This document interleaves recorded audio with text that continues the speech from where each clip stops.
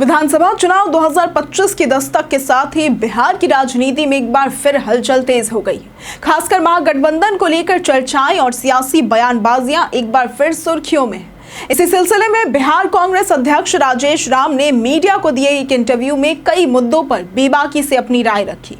उन्होंने seat sharing से लेकर पप्पू यादव की भूमिका, कांग्रेस आरजेडी रिश्तों और तेजस्वी यादव के नेतृत्व तक तमाम ज्वलंत विषयों पर जवाब दिया। राजेश राम ने कहा कि महागठबंधन पूरी सहजता और सकारात्मकता के साथ आगे बढ़ रहा है। सीटों के बंटवारे का फॉर्मेट इस बार भी 2020 विधानसभा चुनाव जैसा ही रहेगा, जब कांग्रेस ने लगभग 70 सीटों पर चुनाव लड़ा था। उन्होंने कहा कि इस बार भी संख्या लगभग उतनी ही रहेगी। इसके अलावा उन्होंने ये भी बताया कि दो नए साथी वीआईपी पार्टी और पशुपति पारस की पार्टी भी अब महागठबंधन का हिस्सा है, जिससे सीटों के समीकरण में कुछ भी फेरबदल होना तो स्वाभाविक है।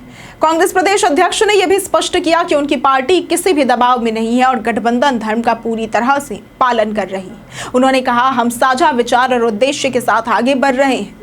अब बीते कुछ समय से कांग्रेस के प्रति नरम रुख और समर्थन जताने वाले पप्पू यादव का महागठबंधन में शामिल होना एक बड़ा सवाल बना हुआ है।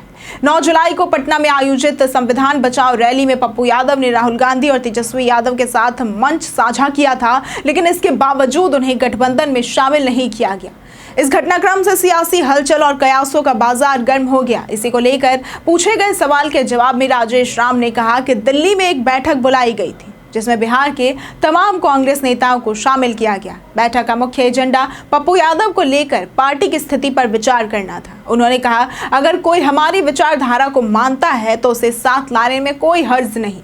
अगर पप्पू यादव के आने से गठबंधन को लाभ होता है तो इसमें समस्या ही क्या है। हालांकि उन्होंने यह भी जोड़ा कि अगर सहयोगी दल विशेष रूप से आरजेडी को कोई आपत्ति होगी तो कांग्रेस उन्हें समझाने की कोशिश जरूर करेगी। आरजेडी की पिछलग्गू बन रही कांग्रेस, इस बयान पर भी उन्होंने कहा कि कांग्रेस आरजेडी की पिछलग्गू बन रही है, तो राजेश राम ने साफ शब्दों में इसे खारिज कर दिया। उन्होंने कहा, जब टिकट बंटवारे की घोषणा होगी तब सबको साफ हो जाएगा कि कांग्रेस कितनी मजबूत है। उन्होंने आगे कहा कि कांग्रेस अपनी खामियों को पहचान रही है और उनमें सुधार करते हुए राज्य में अपना वोट प्रतिशत बढ़ाने पर काम कर रही है। उनका कहना था कि कांग्रेस जो जीता वही सिकंदर की भावना के साथ मैदान में उतर रही है और किसी के पीछे चलने वाली पार्टी नहीं है। अब जब बात गठबंधन में नेतृत्व की आई तो राजेश राम ने तेजस्वी यादव के प्रति सकारात्मक रुख दिखाया। उन्होंने कहा कि कांग्रेस फ्लेक्सिबल पार्टी है और हर साथी को सम्मान देने में विश्वास रखती है। उन्होंने कहा, गठबंधन की यही तो खूबसूरती है कि सब मिलकर चलते हैं। तेजस्वी यादव के नेतृत्व पर कोई भी सवाल नहीं है और कांग्रेस उनके साथ मिलकर चुनाव में उतरने को भी तैयार है।